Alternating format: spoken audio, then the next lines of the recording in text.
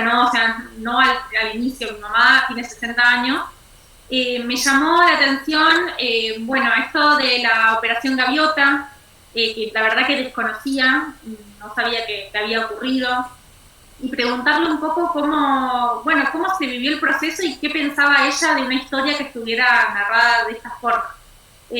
Así que bueno, me pidió que se lo prestara, por supuesto, pero me dieron ganas de preguntarle a ella, como vemos siempre el punto de vista de Mirta, que está bien, vive, digamos, en tres periodos distintos, eh, el unir todo esto con el personaje de Videla me pareció muy curioso y quería consultarlo con mi mamá por alguien a quien la dictadura le tocó de otra forma, de una forma que la que no me tocó a mí, que lo vi siempre desde lejos. Ujú. Así que por mi parte busqué más por las experiencias personales de otras personas. Bien, buenísimo. ¿Alguien más que haya salido? No sé, yo desde los datos familiares de Videla ya empecé como a buscar, porque la verdad es que no conocía la biografía, esta cuestión del nombre propio, ¿no? De los hermanos que se mueren y le trasladan el nombre, el doble enorme a él y todo eso. Eh,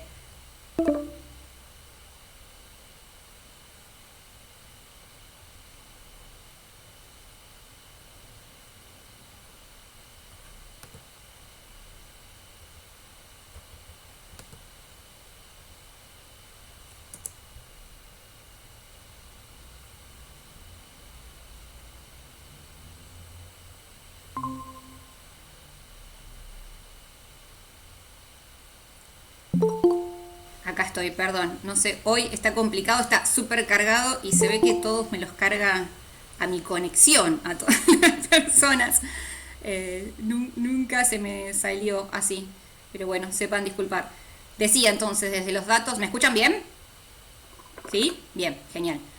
Desde los datos biográficos, ¿no? Obviamente la segunda parte es la parte que más información tiene, ¿no? Más documental, más testimonial, entonces eso también nos invita a buscar o a rastrear en la historia. Sé que acá hay profes de historia y de geografía, así que tendrán también la información seguramente completa desde ese lugar. Maggie, estabas queriendo decir algo, dale. A mí también me pasó lo mismo, porque dije, ¿es todo ficción? O fui hasta buscar el nombre de la mujer de Videla, si era verdaderamente la que Ujú. nombra acá. Eh, Claramente sí, yo también salí y fui a Wikipedia, no le pregunté a alguien más porque la novela la leí en estos días para tenerla bien fresca. Pero sí, claramente no sabía tampoco lo del atentado, si había sido así, que también estaba relacionado a Operación Valkyria o Valkyria, que fue lo que pasó con Hitler, Que se menciona también, personajes sí. siniestros, claro, personajes siniestros de esta historia, que alguna vez fueron chicos también, Ujú. increíble, crecieron y bueno, se convirtieron en lo que se convirtieron.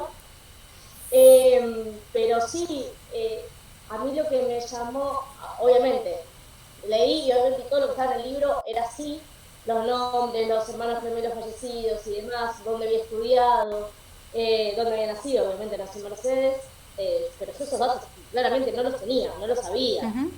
No, jamás me ocurrió pensar o buscar la historia de Videla o en Wikipedia Videla, la verdad que no.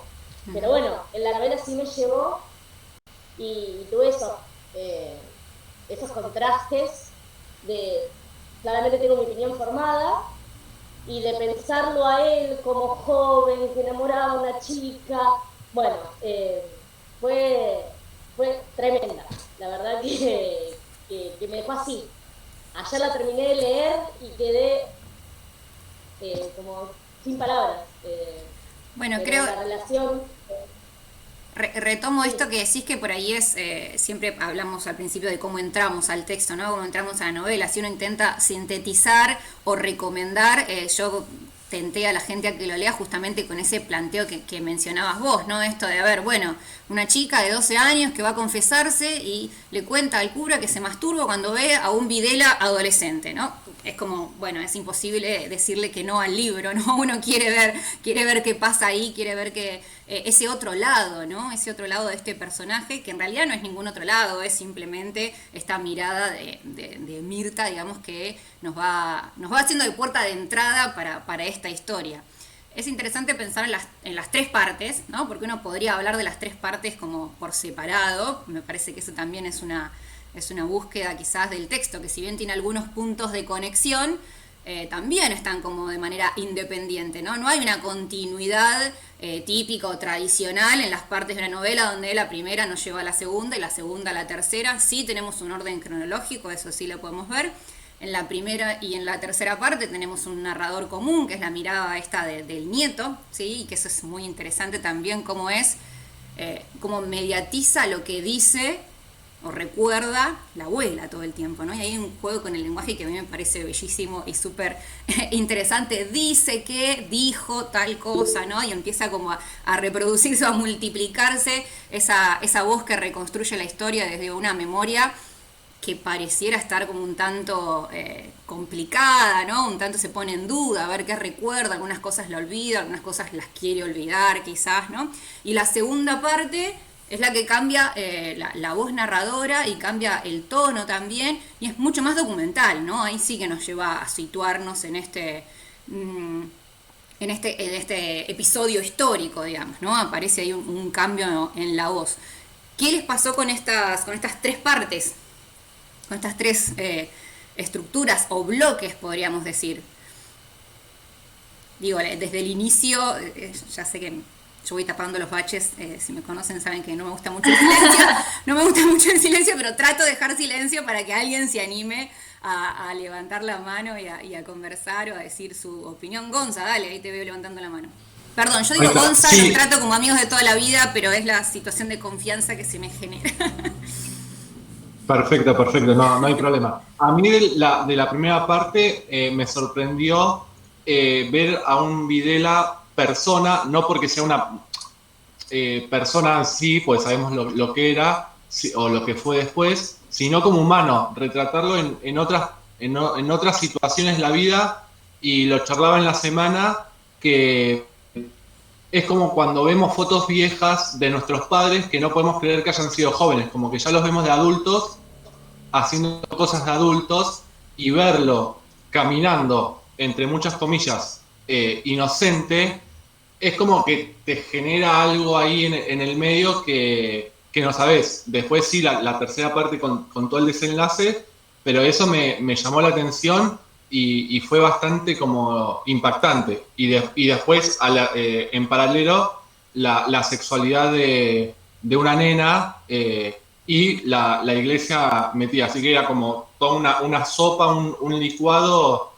bastante importante para empezar y que te mantenga atrapado. Yo quería que la primera parte no terminase jamás y se extendiera algunas páginas más.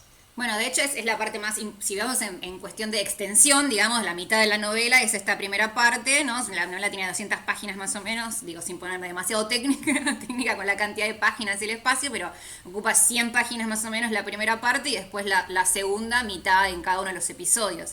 Es además de que es como la introducción, ¿no? Para meternos en este universo, es interesante cómo se va configurando y cómo todos los elementos empiezan a entrar en juego, ¿no? Como vos decías, mencionabas ahí en la iglesia, que yo diría la fe más que nada, ¿no? O el personaje sacerdote, la idea del cuerpo, ¿no? Ese descubrimiento del cuerpo a partir del lenguaje, que el lenguaje me parece que es un elemento súper importante ahí, ¿no? Como el lenguaje, el no saber, es el descubrimiento, es a partir de las palabras, y va nombrando las cosas hasta lo que le pasa, no solamente las partes del cuerpo, sino tratando de encontrar como una traducción a eso que está descubriendo en el propio cuerpo a partir del lenguaje, y esta figura de poder, de censura, ¿no? Que no es poca cosa hablar del lenguaje, del poder, de la censura, cuando tenemos ahí de marco de fondo la dictadura militar, que ejerce el sacerdote, y que por no querer que haga ciertas cosas o por querer censurar, en realidad pareciera que le da ideas o le va enseñando, ¿no? lo que le está pasando. Es interesante cómo se ven como las dos caras de esa situación, ¿no? A ella quizás no se le había ocurrido, ¿no? Creo que, no sé, al principio nomás dice, he pecado, y a continuación, o creo que he pecado, ¿no? Esta idea de no saber qué es lo que le está pasando, pero al mismo tiempo sentir culpa, ¿no? La culpa ahí como valor judeocristiano por excelencia, digamos que me parece que marca todo el relato también. Dije un montón de cosas distintas, a ver con cuál empezamos, ¿no? Por esto que decía Gonzalo justamente, que hay como un montón de elementos ahí que se empiezan a poner en juego. Si hay alguien que quiera recuperar alguna de estas cosas que mencionamos o qué les pasó desde la lectura.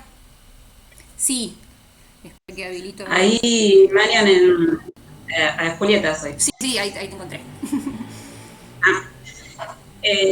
Hablando ahí de ese discurso del poder, en esa primera parte, todo lo que está relacionado con este padre Suñé, o Suñíes. Suñé. Con E o con I termina, no me acuerdo. Suñé. Es terrible, y la elección de las palabras para describir como la situación o los pensamientos es como genial, porque por ejemplo habla de el confesionario como la cabina de escuchar y de juzgar, que me parece tremendo y tal vez por lo cierto, ¿no es cierto? O cuando los castigos que recibe tienen que ver con rezar, y dice, le asestó 10 Padre Nuestros, 10 Ave Marías, bueno, ese asestar, ¿no es cierto? Como quien da con la espada, ¿no es cierto? Un castigo así. Bueno, hay todo una selección ahí en las palabras para referirse a este poder de la Iglesia o bueno, de quienes, no sé, ejercen el poder desde ella, desde la institución. Bueno, una selección de vocabulario muy, muy específico y muy, bueno, crítico, ¿no? Sí. No sé si se entendió lo que quise decir. Sí, digo, se empiezan como a poner en juego muchas cosas. Pienso, retomando esto del lenguaje, pienso en la idea de confesión también, que es usar el lenguaje para hacer, ¿no? En esto que podemos llamar el acto performativo, las cosas que se hacen diciendo, ¿no? Cuando el acto de confesar, la acción de confesar es decir algo. Y eso me parece que también es como una constante en todo el relato, ¿no? Porque si pensamos en el truco también se hace diciendo, ¿no? Y más aún entre lo que se dice y lo que se oculta. Y bueno, en el truco también hasta se miente, ¿no? Digo, pero eso también me parece que es interesante, recuperando esto del lenguaje, que el lenguaje es hacer. Y en el acto de la confesión está confesándose a medida que construye discurso. Y el castigo también es decir, porque el castigo es rezar 10 Padre Nuestros, no sé, no recuerdo exactamente, pero digo, se perdona también diciendo, ¿no? Diciendo algo, que es en ese caso la oración. Todo ese juego con el lenguaje me parece hermoso, ¿no? Digo, me parece increíble cómo está como pensado, digamos, toda esa circularidad con el decir y el hacer. Y al mismo tiempo, bueno, el nombrar, ¿no? Que también es otra, la idea del nombre es algo que está presente en todo el relato, pero tomando esta primera parte, esto de el vientre, ¿no? Cuando recupera tu vientre, bueno, entonces es el vientre, no es la panza, ¿no? Y bueno, ¿y qué es lo que sentís, ¿no? Y le va como tirando la lengua, pareciera, a este cura, que no sabemos si le está gustando, digamos, escuchar eso, la verdad, del pensamiento morboso, uno dice, bueno, que le interesa, ¿no? Escuchar esto que le está contando, o si está queriendo buscar el pecado ahí, ¿no? Esto empieza como a tratar de traducir, o dice, a ver si lo encuentro, no solamente los sonidos tienen eco, no, tuvo que describir, dice, también ella era ahora invisible, al menos para el padre Suñé, tuvo que describir. Entonces empieza a tratar de describir eso que es un orgasmo, pero que es el huracán que siente en el vientre, ¿no? Y va tratando de recuperar el vientre Jesús. Bueno, entonces será el vientre, no será la panza, ¿no? Y va construyendo a partir del lenguaje eso que le está ocurriendo. Eso me parece que está, no sé, súper interesante. Hago silencios para que hablen. Sí, estás levantando la mano, pero no me aparece tu nombre. Sí, abro el micrófono. Carolina. Bien, ahí está.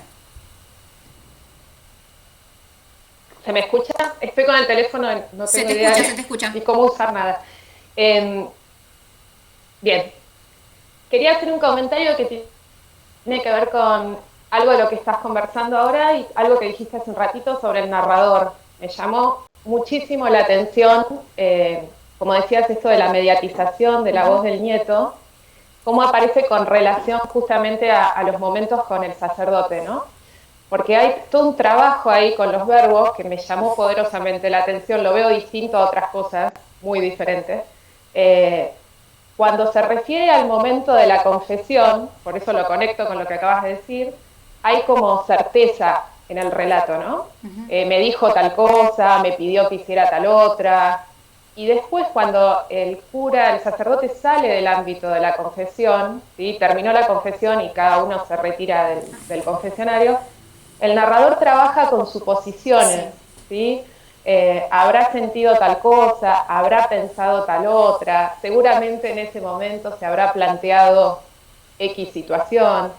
Eso me llamó la atención, que hay como un vaivén en el uso de los verbos que va de las suposiciones a las certezas, y las certezas tienen que ver con la confesión. Me parece que estaba muy bien logrado eso, y que tenía que ver un poco con lo que venías hablando. Sí, y que tiene que ver también con que el narrador tiene el conocimiento de lo que le dice su abuela, ¿no? Pero la parte de Suñé no la conocemos, entonces no queda más que imaginar lo que habrá hecho, habrá dicho, ¿no?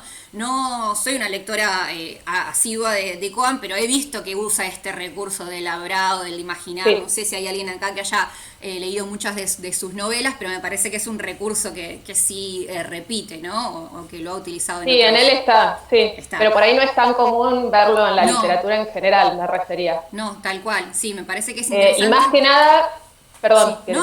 Más que nada con relación a esto, ¿no? Que la certeza está puesta en la confesión. ¿No? Ahí no hay duda de qué se le puede haber pasado por la cabeza al sacerdote, sino que ahí es como que la abuela, que le contó al nieto y el nieto nos cuenta a nosotros, en este doble discurso, digamos, ahí hay certeza. La abuela está segura y el narrador está seguro de lo que le contó a la abuela, no lo pone en duda tampoco. Sí, y cuenta al mismo nivel, ¿no? Casi sin sobresaltos esto de lo que pasó, que en realidad no lo vio, ¿no? Lo que le dicen que pasó y lo que habrá pasado y nos lleva de un lado a otro como sin un corte abrupto, ¿no? Bueno, esto es lo que pasó, yo me imagino tal cosa, ¿no? A la par, eso me parece también muy, muy lindo, digamos, ¿no? Lindo de leer. A mí en la primera parte sobre todo sentí esto está bien escrito, ¿no? No sabemos bien por qué, o porque quizás es difícil de detectar exactamente en un principio, pero uno se da cuenta de que eso te lleva de la mano, por decirlo de alguna manera, ¿no? Eso me parece interesante. Trato de ver las caras, a ver si alguien más quiere acotar algo. Sí, te veo levantando la mano. Tarda en llegarme el nombre. Hablen. Lectura lateral. Eso de que vos mencionabas, lo que mencionabas de lo que se hace al decir, ¿no? También estaba esta cuestión de que cuando le ordena rezar, creo que 30 o 50 veces el Padre Nuestro, hay una parte en que dice las palabras se me mezclaban solas, ¿no? Y cómo se vuelve absurdo ese rezo en la repetición, como si fuera una repetición inútil casi, porque hay un juego de palabras, a ver dónde dice, espera, en vez de perdona nuestras ofensas, es perdona nuestras ofensas, y vuelve absurdo ese rezo, ¿no? Entonces, bueno, ahí también se hace al decir... sí, o no se hace, porque en realidad no está reflexionando. Quizás es un no hacer porque no está ese pensamiento o esa, no sé, esa reparación, digamos, que debería dar el rezo. Claro, claro. Sí. Tenés el nombre de lectura lateral, creo, no sé, a ver cómo es tu nombre, si querés. Recién estabas levantando la mano, me parece. Hola. Hola. Sí, mi nombre es Carla, no sabía que estaba con esta cuenta. No hay problema. Por las dudas, mi nombre es Carla y la verdad que a mí me pareció, justamente todo eso de las repeticiones que justo estaba diciendo Julieta, creo, sí. Yo lo sentí como casi un castigo. Lo iba leyendo y decía, como que podía sentir un castigo de tener que leerlo repetidamente una y otra vez. La verdad que lo que Martín Coan crea con eso es impresionante, su manejo del lenguaje sublime. De todos modos, como que yo no lo pude igual... como que tengo esto en mi mente y no lo puedo como soltar, de que no le creo toda la primera parte de la lección del narrador. Me costó mucho como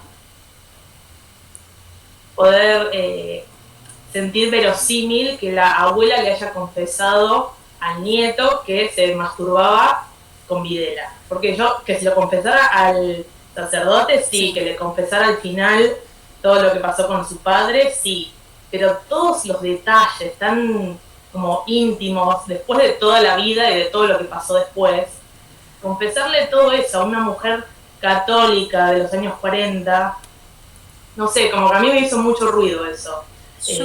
No me terminó de cerrar y no sé qué, me gustaría como conversar eso.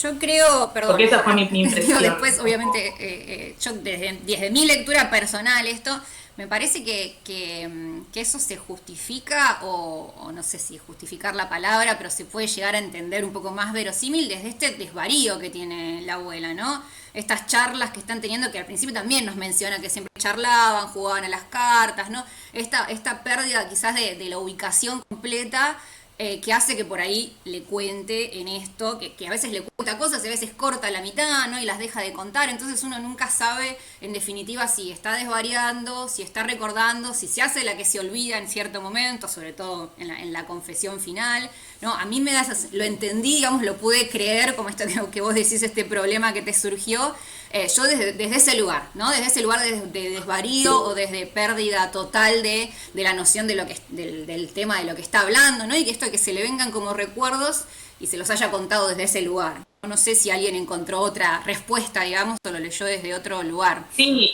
yo me lo imaginé un poquito por ahí, como que ella tiene Alzheimer y no sabe muy bien. En un momento hasta cree, no sé, está hablando con el nieto y no sabe si es el padre o si es el tío, creo. Pero claro, le está hablando a un varón que no sabe quién es, pero por eso, si fuera una nieta, quizás sí, pero bueno, es algo muy personal quizás. Sí, no, yo creo que es más, no sé si, bueno, se lo podemos preguntar si te digo, esta idea de que, porque si no se explica por qué haya puesto esto, ¿no? De que desvaría o que está internada, ¿no? O que se pierde, me parece que desde ese lugar que lo puso ahí también, sí, puede ser para que justifique esta confesión, ¿no? Esta confesión inicial, digamos. No sé si, bueno, ahí están comentando en el chat también, si alguien tiene otra lectura de este aspecto o también le hizo ruido esto. Gonzalo dice, más de esa época, la abuela, quizás los futuros abuelos sí tengan ese tipo de confesiones. Bueno. No sé, a mí quizás desde lo personal, ¿no? A veces pierden esa censura también, volviendo al tema de la censura, ¿no? Esa autocensura de, no, esto no te lo tendría que haber contado. No sé si desde lo personal con las personas ancianas con las que he convivido o he charlado, me parece que pueden llegar a contarte cosas así en un delirio, decís, bueno, no quería saber esto, ¿no? Me parece que puede llegar a ocurrir, por eso a mí en lo personal no me hizo tanto ruido, ¿no? Y más contándote esta situación de la visita al geriátrico, ¿no? De la visita a un lugar que también siento esto de la necesidad de hablar y que quizás, bueno, me viene a visitar y hablo de lo primero que, ¿no? De compartir ese momento de conversación. Desde ese lugar por ahí lo vi un poco más natural, pero sí es un punto a pensarlo, ¿no? ¿Por qué le contó esto a su nieto? Ahí Marielen dice, creo que lo sugieren novelas sobre la desinhibición propia que da la vejez. Claro, desde ese lugar, no les da vergüenza en esas situaciones. Bueno, que no les dé vergüenza a ustedes, además y lo pueden decir oralmente también. Sí. Además que suelen recordar muchos más detalles del pasado que del presente, ¿no? Eso también como sumado a el no tener vergüenza, esa cierta impunidad que decimos de las personas mayores, y bueno, y tienen en su memoria mucho más los recuerdos del pasado, así que tal vez pensando, pero ahora que ella lo menciona, esto como... sí, una cosa que le hizo ruido y la capaz que no lo pensé en el momento, pero bien, me parece que está también bien planteado, qué sé yo, como duda. Sí, es necesario eso para que se dé la escena final, ¿no? La parte final, digamos, en ese tiro y afloje, en ese, ¿de qué te estaba contando? No, vos me querés hacer perder tiempo para, ¿no? Esta cuestión de que no importa lo que te estaba contando, te lo conté como un detalle más, y también ahí, si no podemos pensarlo, no solamente con lo sexual, le está contando que mandó al muere a su propio hijo, ¿no? Entonces digo, ¿cuál es más fuerte para contar de las dos cosas, ¿no?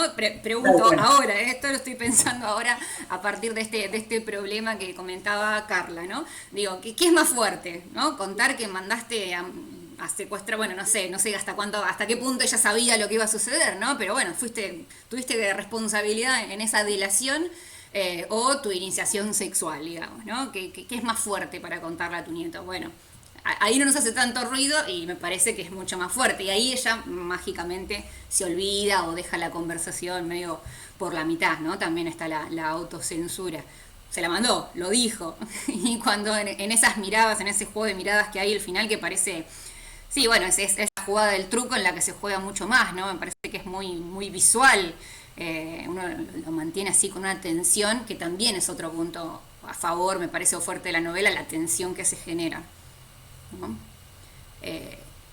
¿Pudieron creer o ver real, digamos, ya que estamos con esta clave que introdujo ahí Carla de la primera parte, en la tercera parte? ¿Pudieron creer esa conversación, ese va y viene con las cartas, ese juego? Yo sí, y quería destacar el uso que hace del tiempo Martín Cohen a lo largo de la novela, y es como que al principio va lento, por eso es que uno lee un capítulo que trata sobre la infancia de Mirta, uno que trata sobre características geográficas y urbanas de Buenos Aires, como que da un ritmo de iniciarnos lentamente. Sentí como que iba más rápido al final del primer capítulo de la primera historia, como que bueno, se acelera, o sea, al principio vemos muchos detalles y nosotros tenemos un tiempo de lectura distinto, por lo menos yo con tantas palabras para describirlo, sentí que me iba adentrando de a poco, después lo leí más rápido. Bueno, como bien comentabas vos, la historia del medio, de la Operación Gaviota, tiene otro tipo de narrador, también se lee de otra forma, y la tercera historia también es lenta, porque está el juego de cartas y está los recuerdos de la abuela, vamos y venimos, y a la vez que ella se pierde en el tiempo, nosotros tenemos un tiempo de lectura que hace que nos perdamos entre lo que ella cuenta y las cartas. Como que me gustó mucho que maneje. Es algo a lo que le presté mucha atención, y en la última parte lo sentí muy real de imaginarme un juego de truco, que hace mucho que no juego al truco, pero imaginármelo, a la vez que la abuela va recordando de a poco, va jugando las cartas y va tratando de acordarse qué estaba haciendo en el momento, porque dice, ¿das vos o voy yo? Sí. Me pareció una obra maestra en ese sentido, de algo muy original para leer, contado con esos tiempos tan extraños para una lectura común, que me hizo acordar a cuando leí El Faro de Virginia Woolf, que ella narra en una novela corta, narra lo que pasa en un día. Entonces el tiempo en el que te mete la novela es otro completamente distinto al que estás acostumbrado al, por ejemplo, ver una serie.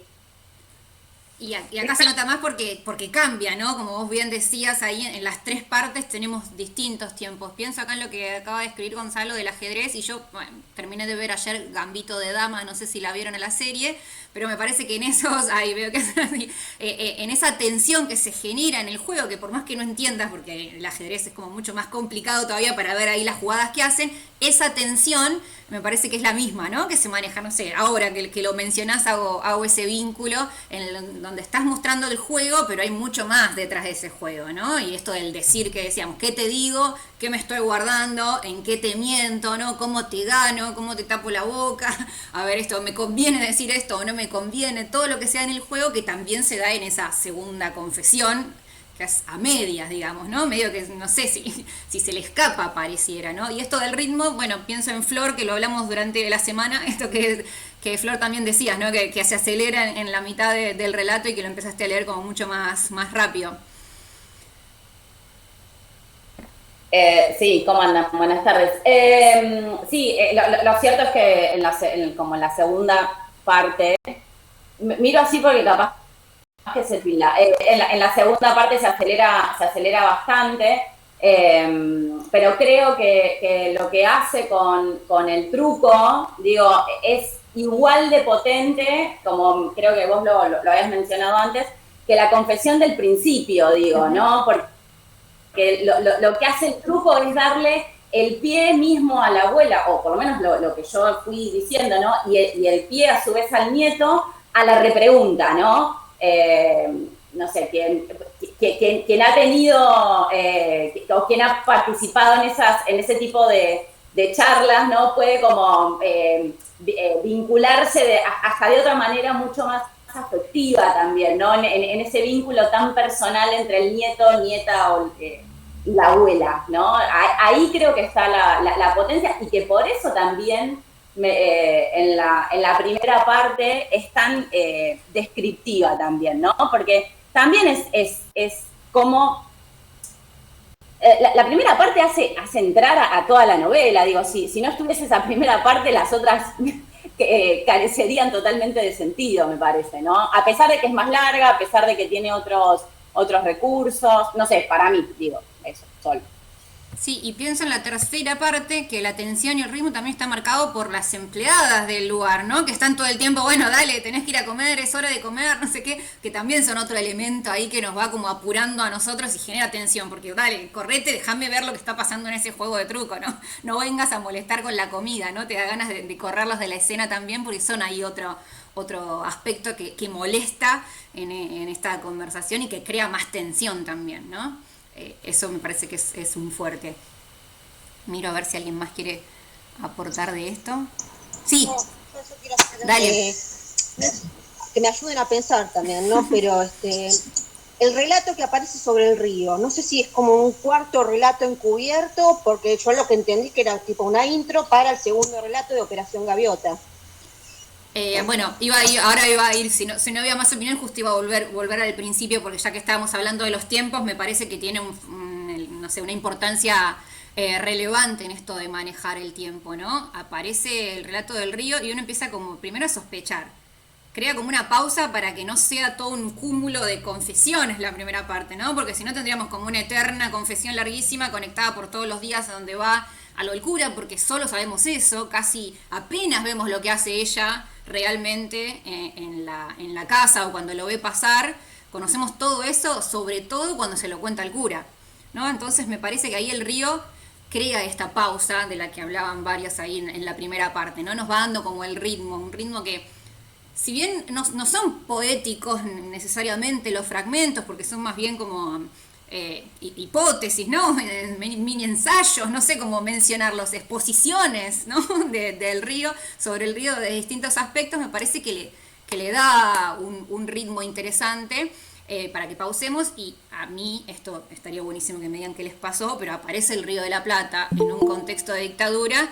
Y yo dije, bueno, ¿quién va a aparecer flotando ahí? La verdad es esa, ¿no? A mí por más fuerte que suene, digamos, es así. A mí la presencia del Río de la Plata, cuando dicen eso, uno no puede dejar de pensar en que se transformó en el lugar de desecho de los cuerpos, ¿no?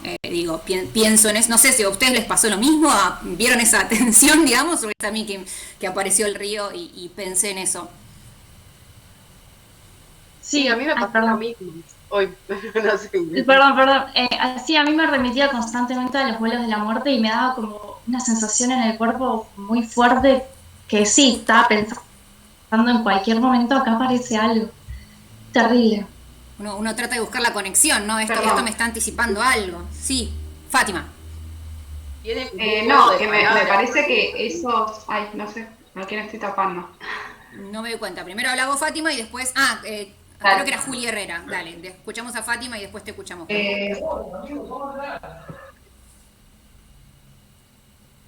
¿Fátima?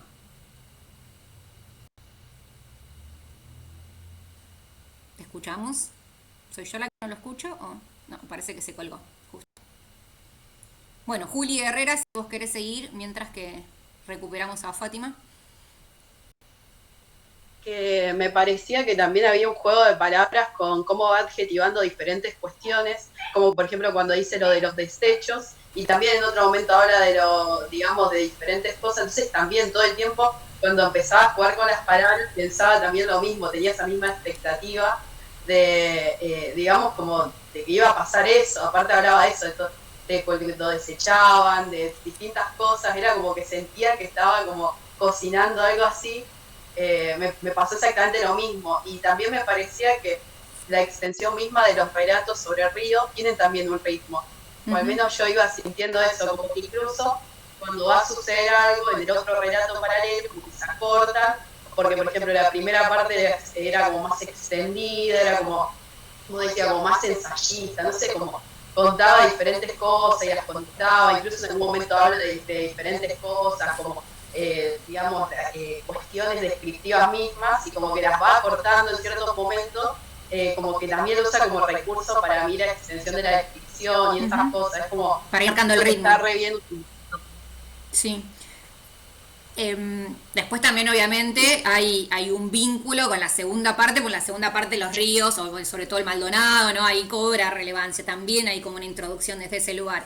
Pero uno diría, ¿por qué lo va intercalando? Me parece que tiene que ver con todo esto que va apareciendo, ¿no? Del ritmo del relato, de que no esa lentitud que percibieron o percibimos varios está también lograda a partir de esta musicalidad, si se quiere, desde la estructura que generan las apariciones del río, ¿no? Que el río además es algo que corre, que va pasando, que va arrastrando, así que hasta metafóricamente me parece que es interesante desde ese lugar. Y después, bueno, la segunda parte sucede a través de los cauces de agua, ¿no? Que están entubados, pero son importantes, ¿no? Todo lo que sucede en el agua.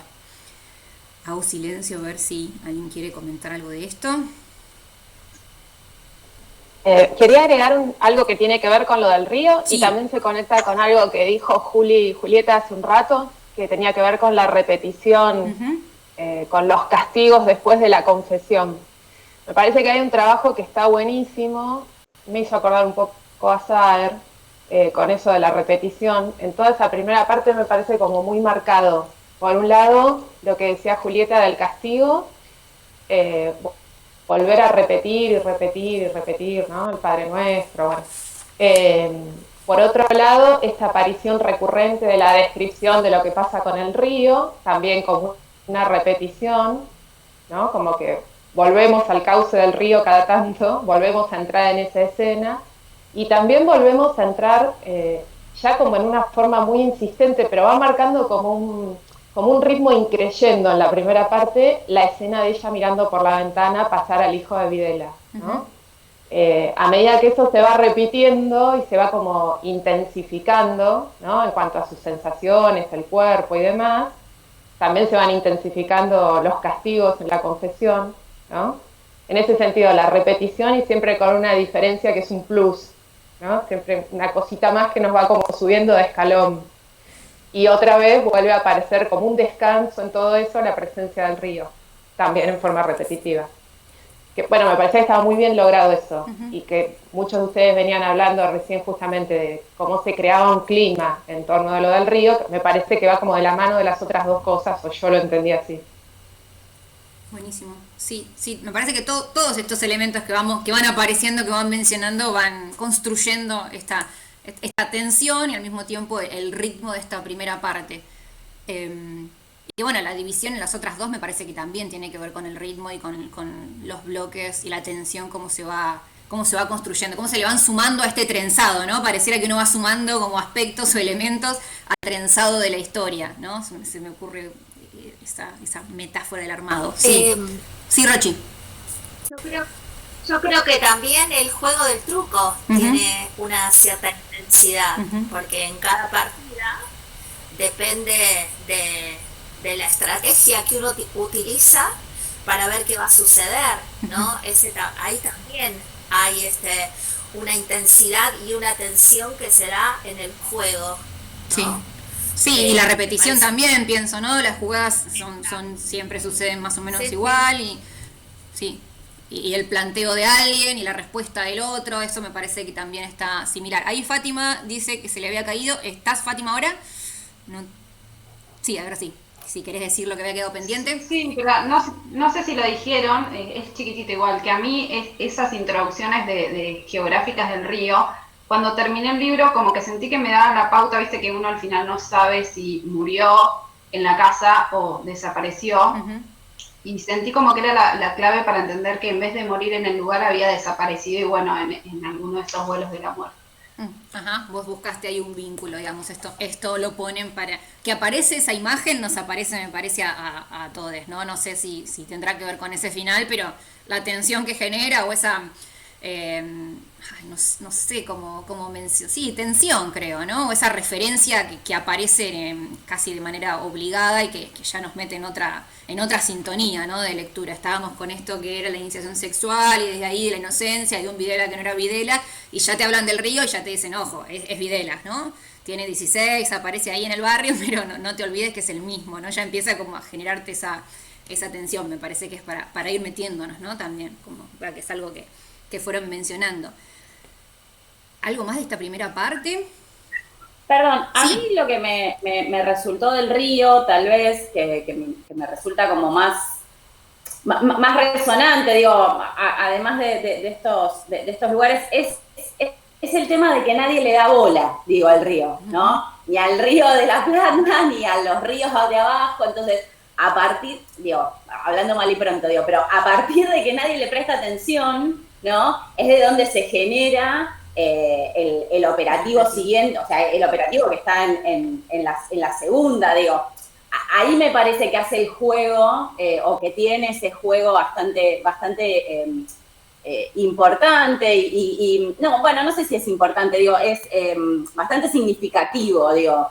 Nadie le presta atención, te está diciendo que nadie le presta atención. Bueno, por algo nadie le presta atención, por algo fue el operativo, fue a partir de los cauces de los ríos entubados, digo. Ahí me resulta que es que está bueno como mecha lo del río. Uh-huh. Sí, que parte de esa idea que es un poco ahí moneda corriente, digamos, y casi poética, esto de que la ciudad le da la espalda al río, ¿no? Que no es como en las ciudades de Europa, donde se construyen a partir del río, sino que acá se le da la espalda. Empieza, digamos, con esa cuestión ahí un poco más liviana, pero está bueno esto que vos decís, ¿no? Que eso es lo que hace que sean el centro, digamos, del relato, tanto del operativo como en los vuelos de la muerte que mencionaba, ¿no? Por algo los lanzan los capos ahí. Ana Luján, ¿habías levantado la mano? Sí, yo pensaba porque a mí toda la novela me causó estar en tensión y estar por momentos como cierta tristeza. Yo justo nací ese año, en el 76.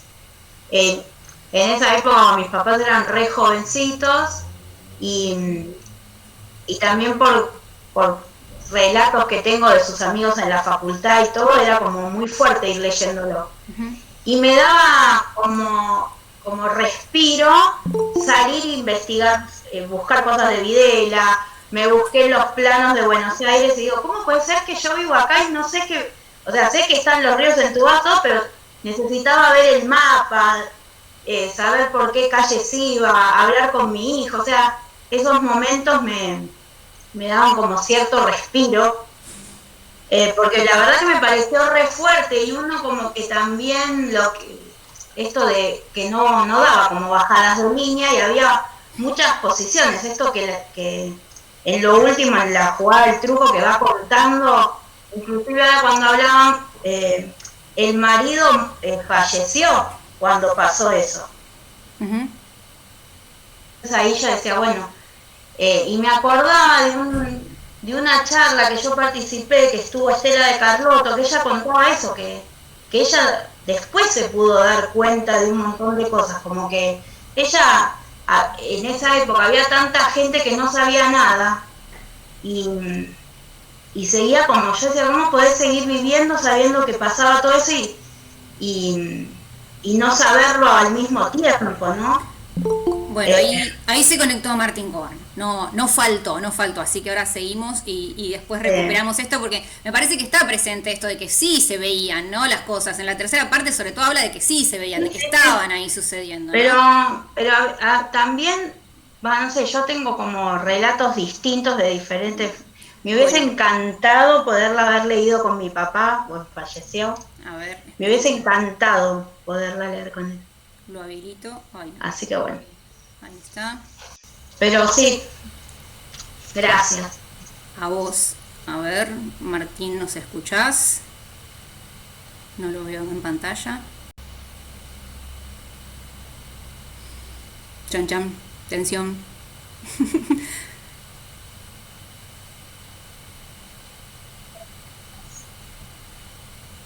Está en pantalla, ¿eh? Está en Yo lo pantalla, veo. yo no lo veo, pero vieron que esto se va moviendo. Buenas Ahora tardes. sí, ¿no? Ahí está. A ver, Ahora sí, ¿no? yo no veo todavía, escucha. pero si me dicen que está... ¿Ahora sí? Sí, escuchamos. Bueno. Y ahora se está aprendiendo eso también. Bueno, si me escuchan, estoy acá. Yo escucho, no sé si el resto lo ve. Sí, perfecto. Buenísimo, yo no lo Sí, estaría te viendo. vemos y te escuchamos. Perfecto, yo no estoy adivinando porque no lo estoy Perfecto, viendo. si me ven y me escuchan. Buenísimo. Te vemos con la de Boca, Martín, te vemos con la de Boca. Te voy a... Yo te quise... Está muy bien, un saludo a Magalí. Te quiero felicitar por esos colores, especialmente. Bueno, Yo también felicito a quienes vaya correspondiendo. Bueno, aquí estoy. bueno, buenas tardes. Muchas gracias por conectarte. Les comentaba recién que siempre me da la atención esto de comunicarnos ahí virtualmente y por mail. Nunca sé si van a aparecer o no, así que te agradezco por este tiempo que te dediques a participar de esta charla entre lectores, organizada desde la ciudad de Mar del Plata, pero bueno, hay personas de distintas partes del país y hasta de España nos contaban recién, así que muchas gracias por sumarte desinteresadamente a esta conversación de lectura. A ver, ahí vuelve. Desinteresadamente no, estoy muy interesado. Bueno, buenísimo, muchas gracias. Volvió a conectarse el perfil de Martín Coan, no sé si estás desde otro lugar o... Yo sigo sin verlo igual, así que estoy medio adivinando. No, yo no toqué nada. Bueno, está Yo no toqué nada. la cuestión tecnológica un poco a contramano. Bueno, te contamos esto. Como yo te había mencionado ahí en el mail, nosotros nos juntamos a las 6 de la tarde, hace una hora, a conversar y fueron surgiendo varias cuestiones en relación con la novela, con Confesión, y son muchos los temas que se abren. Vuelven a aparecerme, es como que hay muchos Martín Coan conectándose, de verdad, nunca me pasó esto, ¿no? Vuelve a aparecer Sí, es algo como un tono fantástico. Me aparece Martín Coan, quiere conectarse, ¿Sí? le tengo que dar ok. Ya van 3 veces. En primera Si instancia... yo, digamos, bueno, puedo hacer un debate conmigo mismo. También hay muchos Martínez. Ustedes están escuchando el tlan, ¿no? Es eso. Es exactamente eso. Otro Martín Coan, ya va con el cuarto. No sé qué estará pasando. Bueno, no importa. Vamos a conversar, a charlar. Si ustedes lo ven, me quedo tranquila con eso. Hay muchos temas que se fueron abriendo, temáticos, estructurales, de la narrativa, en primera instancia y como para tratar de respetar un poco el orden que fuimos de la novela en sí, de lo que fuimos conversando. Me parece que es un tema interesante para abrir y para empezar a escucharte este vínculo o esta tríada, o ni siquiera tríada, ¿no? De todo lo que aparece en la primera parte de la novela en torno a la construcción del lenguaje, el poder y el cuerpo. ¿Cómo ves esa relación o cómo quisiste plasmarla? O si partió de ahí o partió de la escena, ¿no? Si quisiste buscar, ¿cuál fue el germen, digamos? Quiero hablar del lenguaje, de la construcción del poder, el cuerpo, y en estas conversaciones que se abren en torno a esta joven Mirta y el sacerdote Suñé. Que decíamos, no sabemos si la está censurando, le está dando ideas, ¿no? Lo que iba conversando recién, o le está queriendo construir una realidad que Mirta está descubriendo.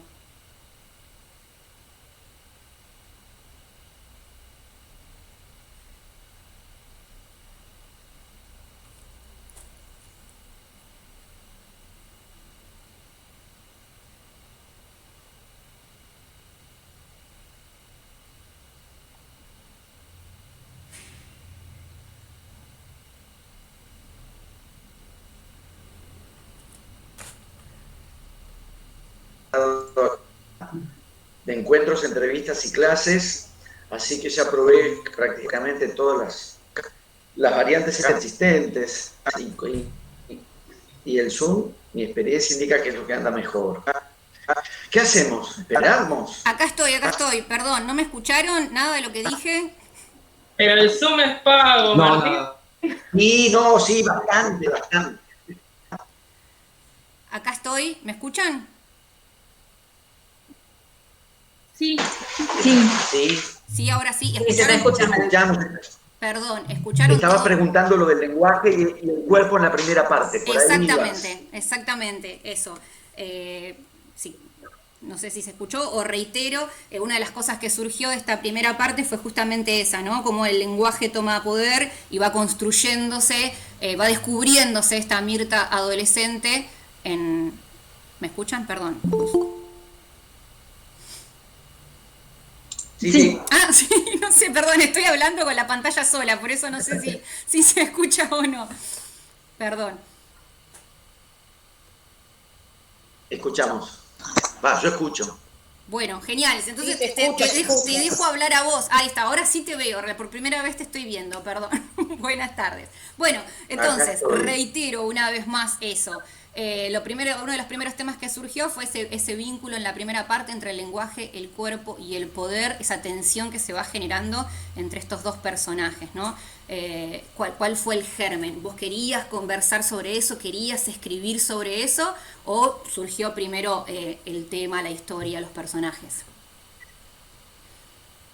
Si yo no recuerdo mal, porque vieron que una vez después los recuerdos los acomoda o los ordena, quizás a veces de manera un poco caprichosa, porque cuando uno le está dando vueltas en este caso, una novela, no es tan fácil discernir una idea primera y una segunda o una tercera. Las ideas se van formando un poco unas con otras, de manera un poco difusa, entonces no es que uno define una idea y después viene una segunda idea, o que uno tiene primero la trama y después define el lenguaje.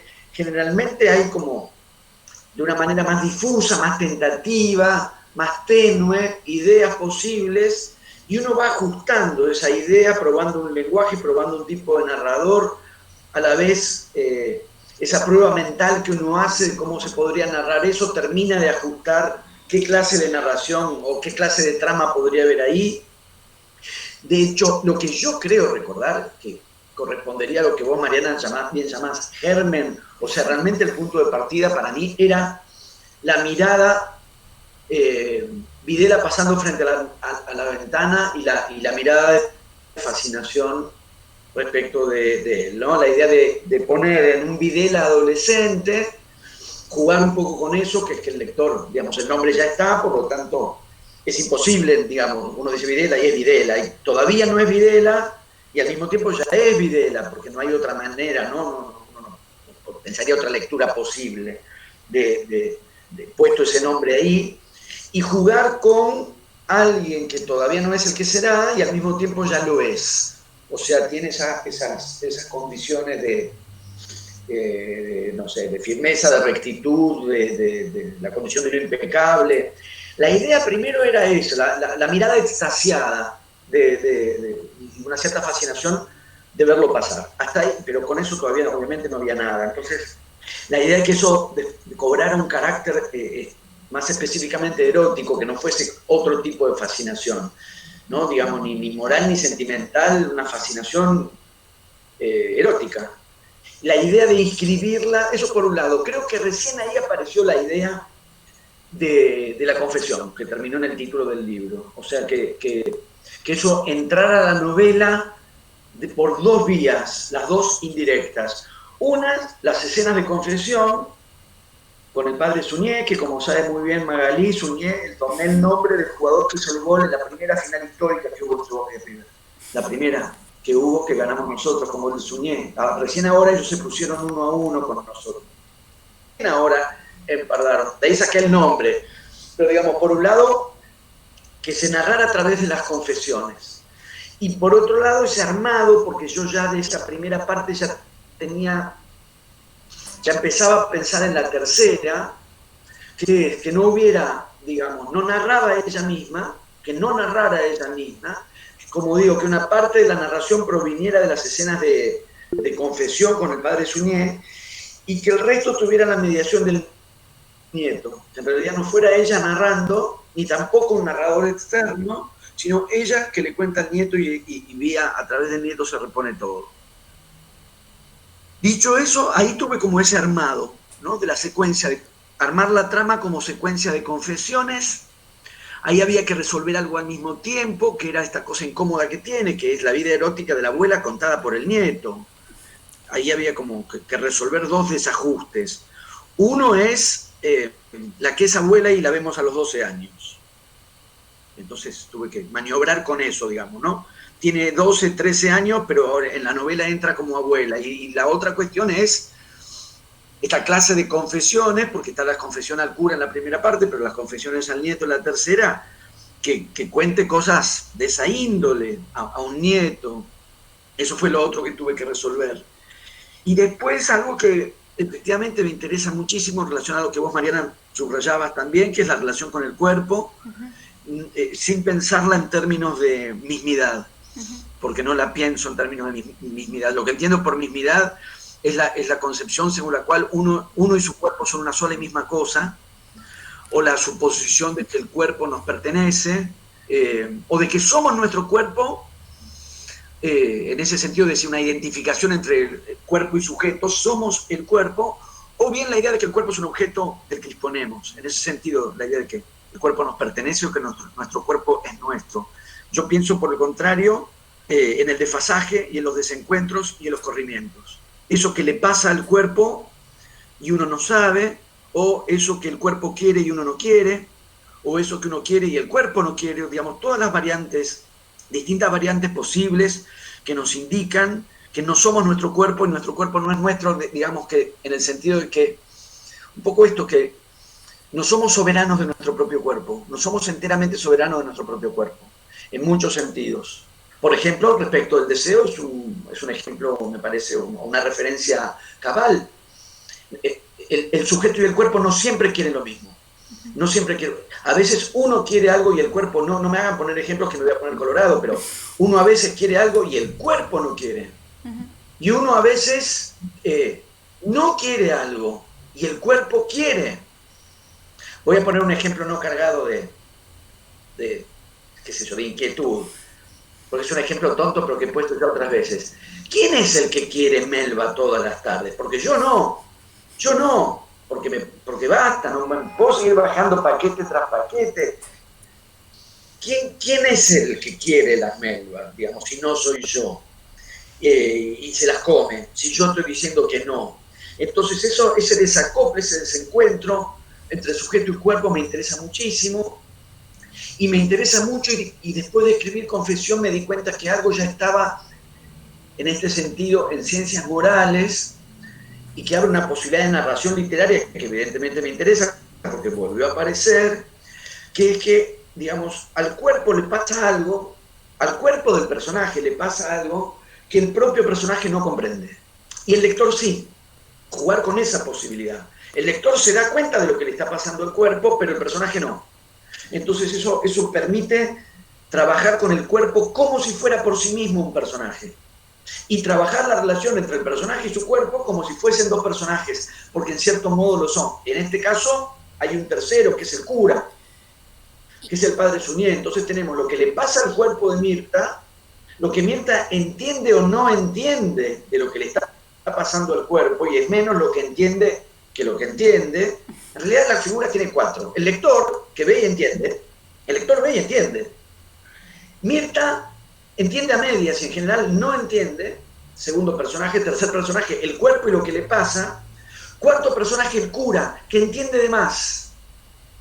En la línea del trabajo de Ricardo Piglia con el sensor de respiración artificial, ¿no? El sensor paranoico que lee de más, interpreta de más, ve más de lo que hay. Este sensor, que es este cura, también es un sensor, entonces también ve más de lo que hay. Digamos, Mirta subinterpreta, el padre Suñé sobreinterpreta, y en la sobreinterpretación le da ideas, digamos, ¿no? Claro, Le da ideas. ahí No sé aparece si el ahí lenguaje, se- digamos, ¿no? El lenguaje a partir de las palabras, del saber nombrar y el decir eso que le pasa, que nosotros entendemos, no sé, un orgasmo digamos, y ella no sabe, ¿no? Decíamos hoy, el huracán, el lenguaje empieza como a unir a esos elementos, esos 4 elementos que vos mencionabas, ¿no? Exactamente, y jugar ahí con lo no dicho. Me acuerdo ahora de Ciencias Morales, perdón que no que la traiga a colación por fuera, pero hay un momento de Ciencias Morales, según yo recuerdo, cuando se hizo la versión cinematográfica, claro, son esas cosas que se pueden hacer con palabras y no se pueden hacer en imágenes.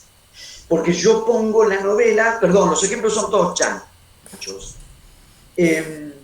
Hace pis en el baño, pues ya vieron las temáticas de mi novela. Hace pis en el baño la preceptora de Ciencias Morales y yo pongo, se secó 2 o 3 veces más de lo necesario. Con las palabras es genial, porque qué sé yo cuántas veces es necesario. Ni ustedes, que son mujeres, las que sean mujeres acá, saben qué quiere decirla cuando es necesario. No existe la medida necesaria. Entonces yo no pongo 3, 4, 8, 9, qué sé yo. No importa, pongo 2 o 3 veces más de lo necesario.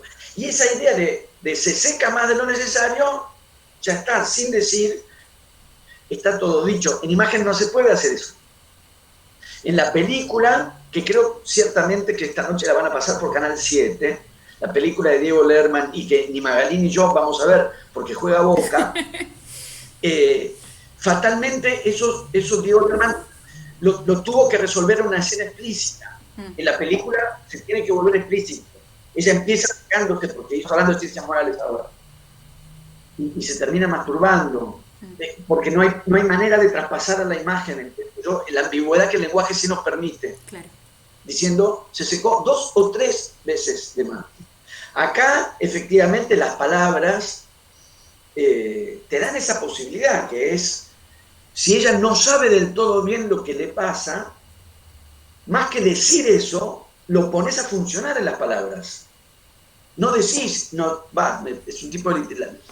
A mí en la literatura todo lo que es explicativo y lo que es explícito me deprime, digamos. No es explicarle al lector que ella no sabe, es poner a funcionar en el lenguaje esa incertidumbre. La manera en que ella tantea, presiente, intuye, entrevé lo que le está pasando, pero no lo termina de definir, que eso ocurra en el lenguaje, que ella busque en el lenguaje algo que no termina de entender o no termina de definir.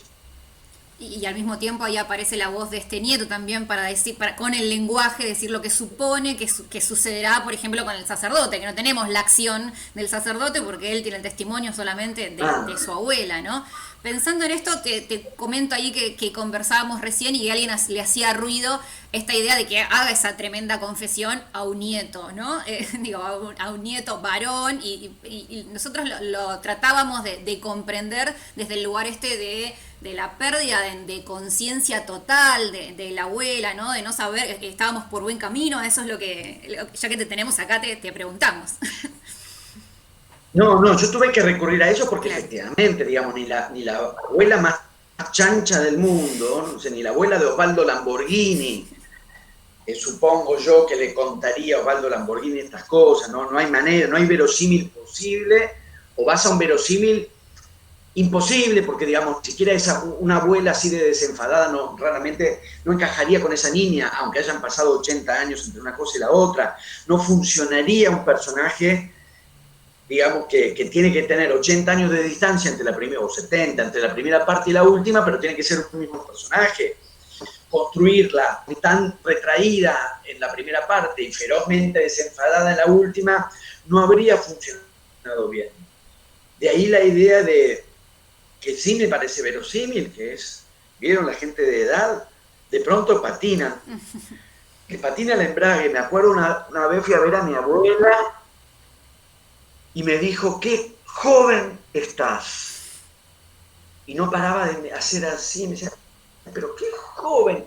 Claro, yo primero quise darme por halagado. No, obviamente me estaba confundiendo con mi papá.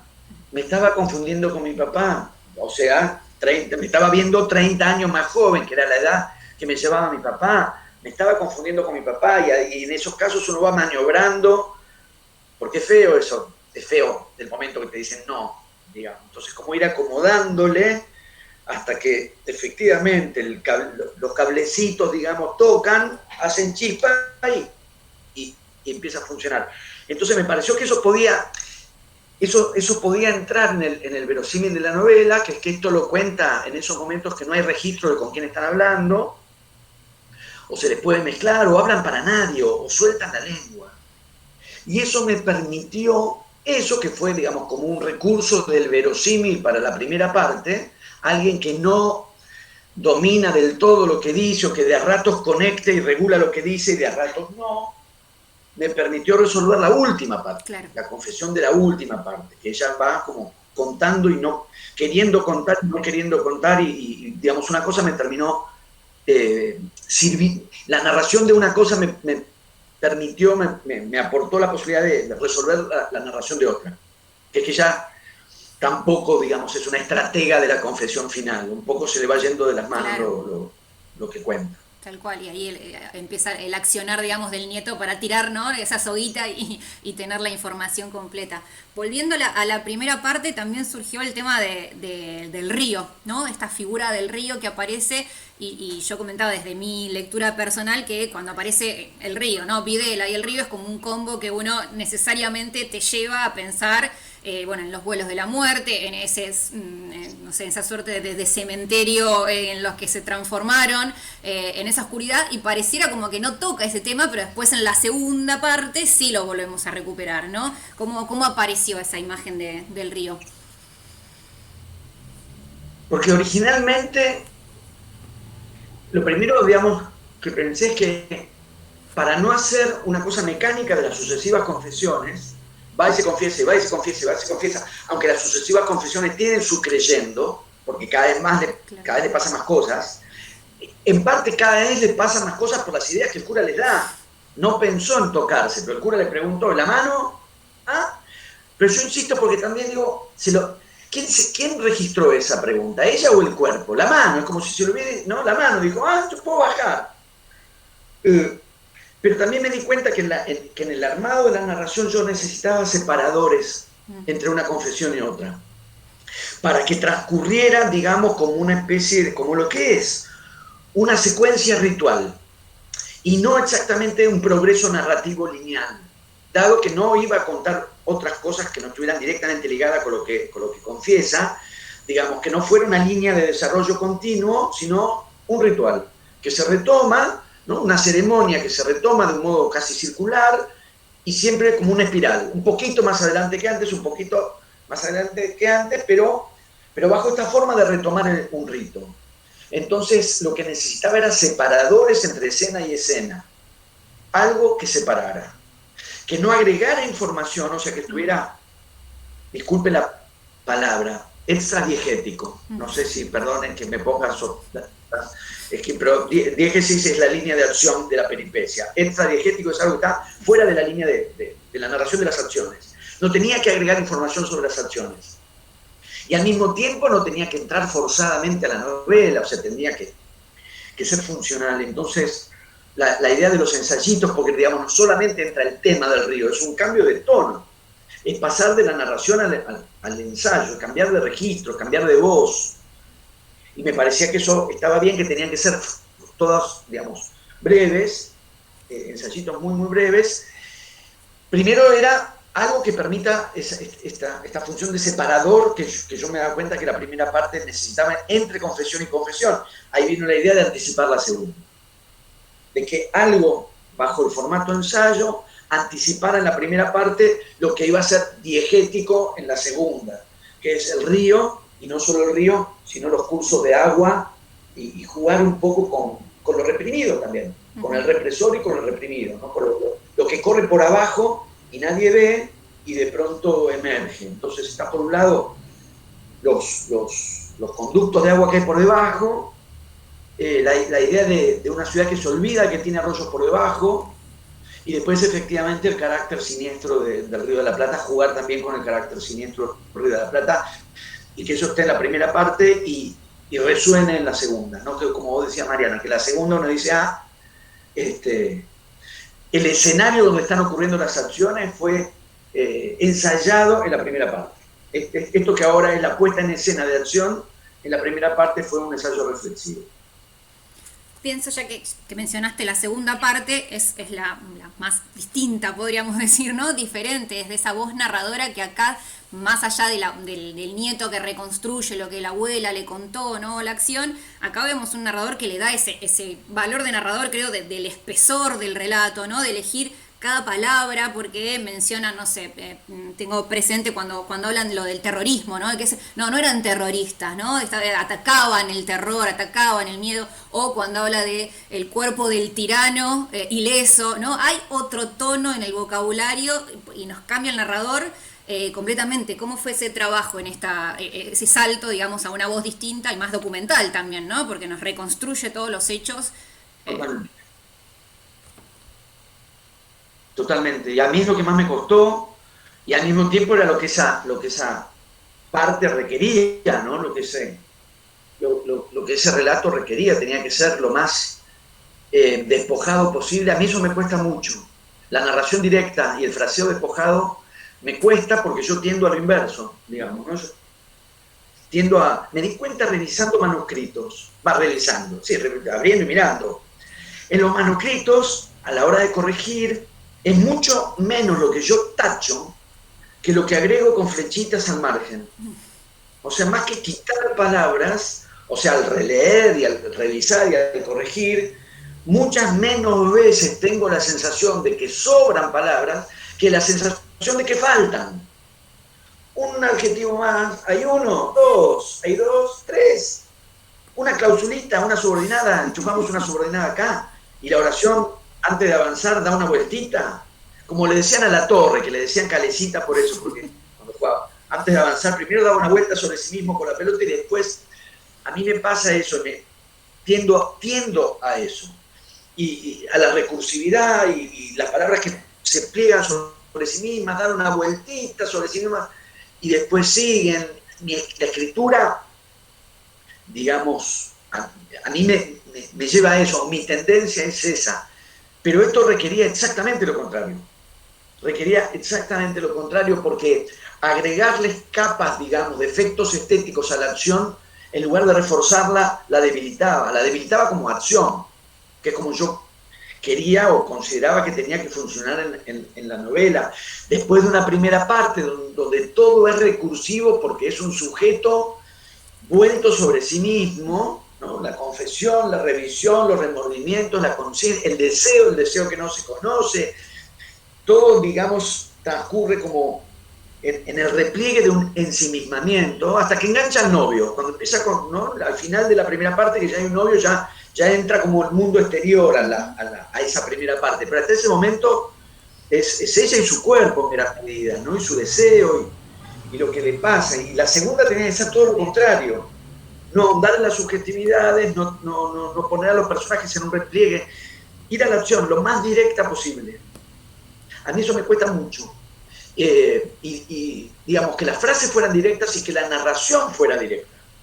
Pero efectivamente era lo que requería, así que fue lo más seco y despojado y veloz de lo que fui capaz. Pero efectivamente había que narrarlo así porque había que narrarlo como pura acción. Uh-huh. Así como en la primera parte casi no era, digamos, los núcleos de acción, que son 3, 4, ve a Videla, se calienta, no lo sabe, va al cura, etc. Digamos, ya está. En la segunda parte tenía que ser acción, acción, acción, e incluso tratar de lograr, aunque sabemos que el atentado salió mal, es decir, que no pudieron matar a Videla, que incluso funcionara un suspenso. Sí. Que hubiese una tensión narrativa en la acción, qué es lo que va a pasar, aunque sepamos que el atentado como tal no resultó. Sí. Así que esa parte tuvo para mí esa exigencia. Me parece que la tensión se arrastra, digamos, a lo largo de toda la novela y aunque la historia acá ya nos dé el final, digamos, ¿no? Es como mirar Titanic esperando a ver que el barco no se hunda, no sé. Digo, acá ya sabemos lo que ocurre y no obstante igual se mantiene esa tensión que después en la tercera parte, lo charlábamos hace un rato también, a partir del truco, que otra vez vuelve esto, ¿no? Del decir, de lo que se dice, lo de no dicho, de la mentira, de las miradas, de la jugada, todo eso, vuelve a crecer esa tensión, porque está la información en el medio, ¿no? Lo que todos queremos saber, digamos, la gran pregunta que es que ¿cuándo les contó esto, no? Digo. Claro, no, y el truco, la idea, porque obviamente, otra vez, como no era una confesión directa, como no es alguien que, ¿no?, llama a Nieto y dice, vení que te quiero contar algo, y se lo va a contar, o sea, ahí medio volví a mi escritura. Había que darle vueltas al asunto. Tenía que ser una confesión que un poco, como dijimos, se le fuera de las manos, que ella por momentos tratara de desviarla, de contenerla, reaparecer, digamos, que ahí la tensión narrativa estuviese en la alternancia de una confesión que se va entresacando y frenando, o sea que otra vez necesitaba otra cosa, que no fuera solo la línea de la confesión. Pero a diferencia de los ensayos de la primera parte, que era cortar la acción para después retomarla, acá tenía que estar dentro de la acción. No es que yo tenía que entrecortarle al lector, o sea, digamos, no es que la confesión tenía que tener su flujo continuo y yo entrecortárselo al lector. Tenía que entrecortarse en la escena de la confesión. Ella misma tenía que frenarse, retractarse, desviarse, demorarla, ella misma, dentro de la acción de la novela. Entonces, la mejor manera, digo, porque o ponía 1,5 millones de enfermeras que interrumpieran a cada rato, pero eso habría sido una molestia y habría sido exactamente una interrupción. Y ahí vino la idea de ponerlos a jugar a algo, que además es algo también muy, muy verosímil, que salvo que uno juega al ajedrez, que se tiene que concentrar, uno juega y conversa, ¿no? Jugás, charlas, salvo yo que soy ansioso, pero como soy ansioso, cuando me sacan charla mientras mezclan, yo no, bueno, pero es fácil, en la vida es difícil de resolver, en la literatura es muy fácil, porque inventás un personaje que no sea ansioso y listo, lo tenés resuelto. Bueno, que de hecho ella le dice, ¿no? Que jugaran y que fuera un juego de conversar. Claro, ella le dice, ¿no? ¿me querés sacar charla claro. para retrasar el final? Le dice una cosa ¿Le así, dice? ¿no? ¿Me querés sacar charla porque por el juego? Ella se concentra más en el juego y lo otro es como un desliz casi, ¿no? Para no perder. Perdón, está Sí, como... el truco es bárbaro para eso, porque pensé, digamos, que juegan. Pero porque, viste, qué sé yo, si juegan a la escoba de 15, no hablás. No hablás. Comentás cada mano, llegado el caso, pero no se juega hablando. Uh-huh. Al truco se juega hablando, no es que jugás es y hablás. esencia. Al truco se juega hablando. Claro. Yo tenía una pequeña disputa, me acordé ahora. ¿Cómo?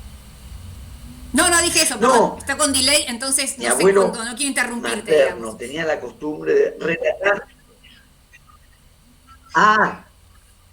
No hay problema, igual interrumpan. Mi abuelo materno tenía la costumbre de relatar los partidos de dominó mientras los jugaba.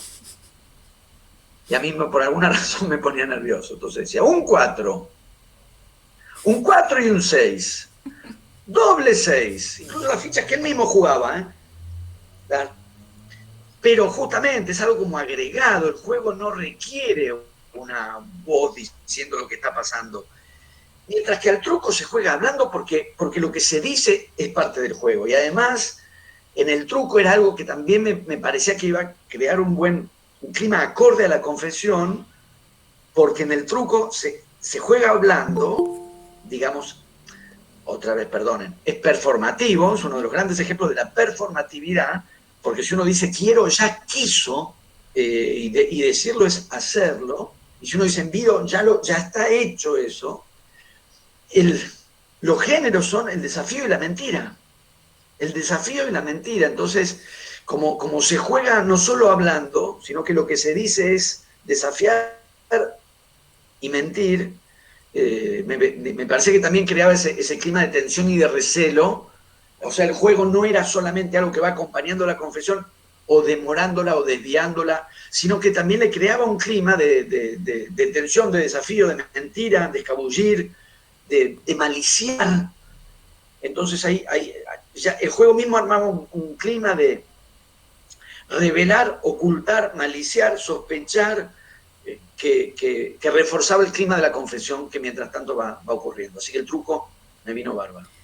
Y en este sentido pienso en la construcción del lector, ¿no? Yo sé que hay muchos escritores que no puedes pensar en el lector porque te enloqueces, yo no pienso. Yo creo que alguna construcción del lector, más del lector, ideal o como queramos llamarle, ¿no? O del lector pragmático, del lector real. Hay, pensando en esto, ¿no? En el truco, bueno, recién acá hay alguien de España, pienso, y hay un montón de cosas que seguramente se pierden o hay que recuperar, o hay que buscar, más allá de los datos históricos que suceden en cualquier texto, ¿no? Que uno tiene que investigar o reponer o recuperar, pero acá hay algo de todo esto que estabas mencionando, de la esencia del truco, que creo que es difícil de recuperar desde otra cultura, ¿no? Imagino, no sé, eso lo pensaste, Así es. Que se las arreglen como hace uno con los juegos de otros, digamos. ¿No? Nunca adaptaría eso al lector empírico, digamos, porque uno es ante todo un lector, porque yo soy ante todo un lector, y no espero esas condescendencias cuando leo. Pero digo, no solamente el lector de otro país, un ejemplo.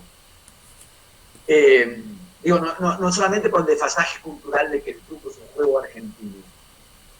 Yo leí, supongamos, Cicatrices de Saer, que es una novela entre las que yo más admiro. Yo no sé jugar al punto y banca, no sé, y tampoco averigüé ni procuré aprenderlo porque se juega en la novela. Y además, en la novela se juega y en la novela se explica, no es que se explica pedagógicamente, pero claro, las características del juego son pertinentes al desarrollo de la novela. Es algo que una vez escuché decir a Saer respecto de Dostoyevsky en El jugador. Dice, nunca explica cómo es el juego. Para él era como una falla en la pasión del jugador. No explicar cómo es el juego, porque el jugador apasionado obviamente explica, porque su pasión está ahí. Yo leí Cicatrices, no sé bien cómo es punto y banca, no sé cómo se juega, la verdad es que no lo sé. Podría haber averiguado, pero tampoco me pareció que necesitaba averiguarlo más que en lo que la novela le decía a un no conocedor del punto y banca. Entonces, alguien puede no saber cómo se juega el truco, pero estar viendo que se acepta, no se acepta, se suman puntos, ¿no? A mí me parece que, o bueno, yo por lo menos no respondo a esas expectativas, digamos, porque me parece un gesto de cortesía para con el lector y en el fondo de desprecio, ¿no? Que es darle todo servido y darle todo resuelto y decir, bueno, en España pongan tute cabrero así, o no sé qué se jugará. No, me parece una cosa de subestimación absoluta. Y me parece también que es como una ilusión de transparencia, de que un texto pase de una cultura a otra y nada se pierda, claro, que es lo contrario de la cultura y es lo contrario de la traducción. La traducción no es solo idiomática, es también cultural. Y la diferencia cultural está bien que se sienta. Está bien que se sienta. Efectivamente, es un juego de otra cultura y un lector de otro lugar lo tiene que sentir así. Y leerá otra cosa, ni mejor ni peor. Se fijará en otras cosas. Probablemente, si no sabe cómo es el juego, seguirá quizás el registro del desafío de un modo todavía más fuerte, porque si por ahí no tiene presente cuáles son las cartas fuertes, cuáles son las cartas débiles, registrará mejor el tono desafiante, o quedará más sumido en la ambigüedad de si alguien está mintiendo o no. Claro. O sabes que tiene 7 espadas, canta truco, uno sabe que mintió. Y un lector que por ahí no juega al truco, quizás sea mejor esa lectura, porque ese lector no sabe si mintió o no, cantando truco con un 7 de espadas. Entonces yo creo que lo mejor de la riqueza de la literatura es efectivamente que eso funcione de un modo abierto y entregarse a la multiplicidad de las lecturas posibles sin pretender direccionarlas, ni clarificarlas, ni resolverlas a todas.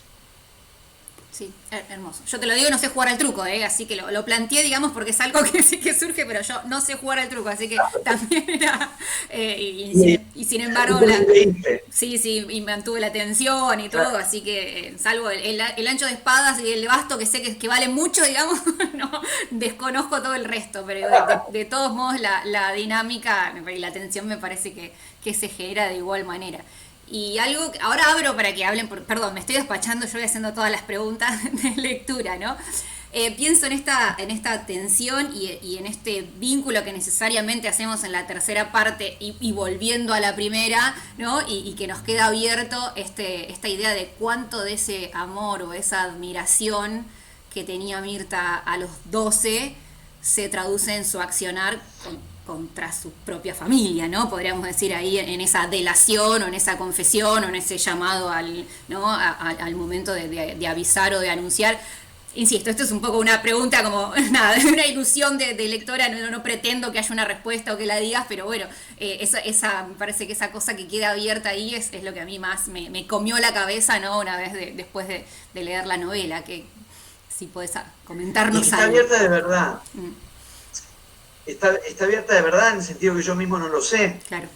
Que no lo sé quiere decir que busqué que la novela, digamos, no tuviese la resolución mecánica de causa-efecto. Porque me habría parecido, por un lado, forzado en términos de verosimilitud narrativa. Pensar que esa fascinación de los 12 decide un hecho tan terrible a los 60 habría sido absolutamente forzado, pero no solamente por una cuestión de verosimilitud narrativa, sino para no direccionar la lectura casi hacia una moraleja, ¿no?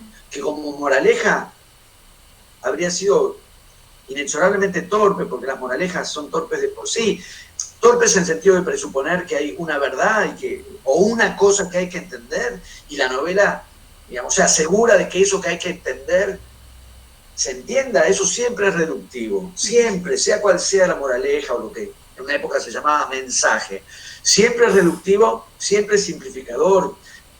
No hay manera de que no sea ridícula. La moraleja, ¿qué sería? No te calientes con dictadores que te terminás entregando a tu hijo. Es una boludez, es un disparate. Digamos, la novela me parece que gana, esta y cualquiera, digamos, gana justamente en ese juego de relativamente abierto, que es el montaje, o sea, la juxtaposición de escenas sin establecer una relación causal. La palabra que me viene o que creo que puede definir esto es resonancia. La primera parte resuena en la tercera, tiene que resonar en la tercera, ni explicarla, ni ser su causa, ni ser tampoco su inscripción psicológica, nada que direccione un sentido. Una resonancia, con todo lo que eso implica, una cosa resuena en la otra, y en esa resonancia efectivamente no es posible discernir cuánto de eso influyó o no. Cuando digo que no lo sé, no es que no lo sé porque no pregunté, es que traté de construir la novela de modo que no se supiera. Dar un margen suficiente como para que sea tan nítido y al mismo tiempo tan impreciso como una resonancia.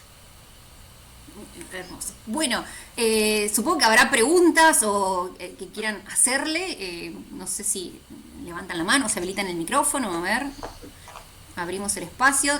Te comento que hay mucha gente de letras, pero también hay gente de otros, digamos, de otros ámbitos y espacios que se van uniendo a este encuentro que hacemos todos los meses y que se va generando un recorrido de lectura, quieras o no, y hay muchas personas que van sumándose a las propuestas, así que nada, claro, es muy diverso, digamos, el grupo que tenemos acá, y eso está buenísimo.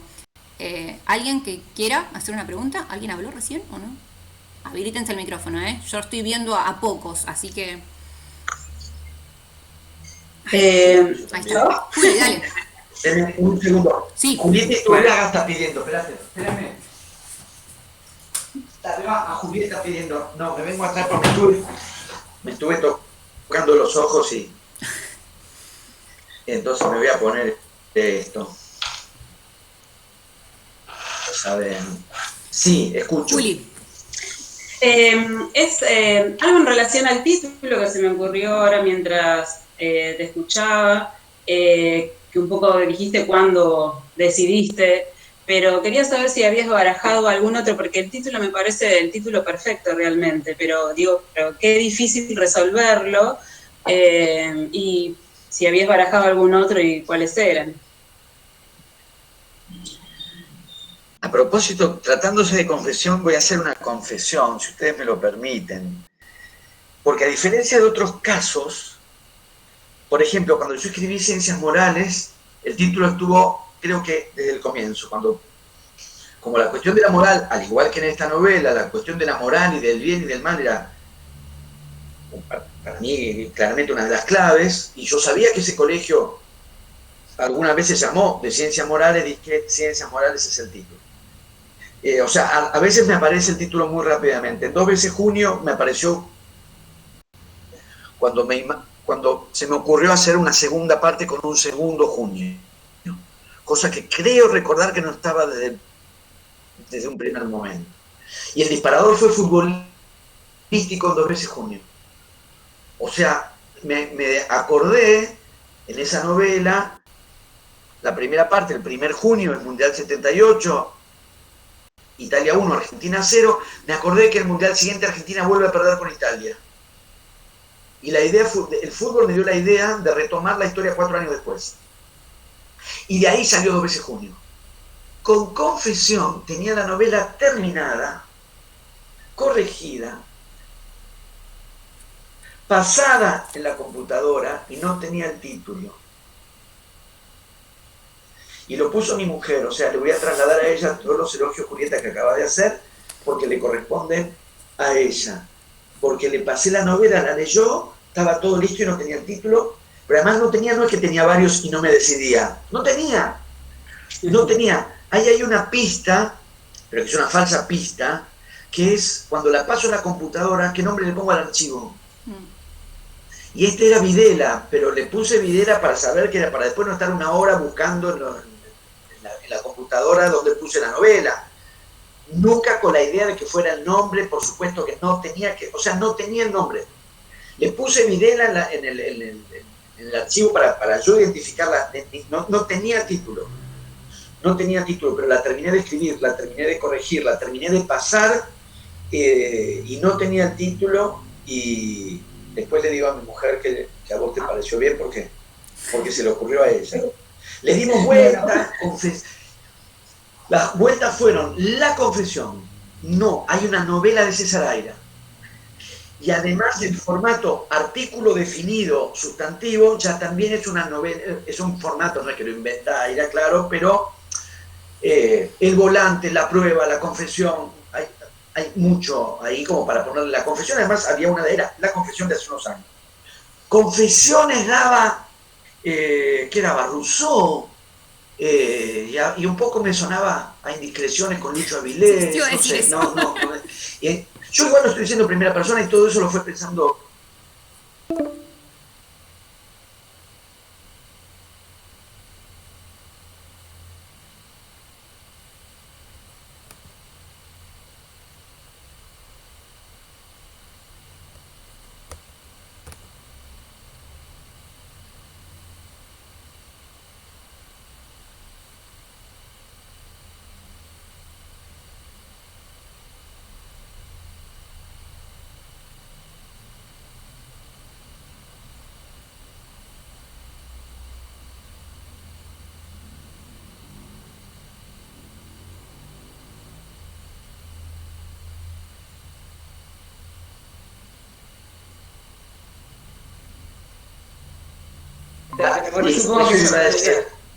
Ahí vuelve.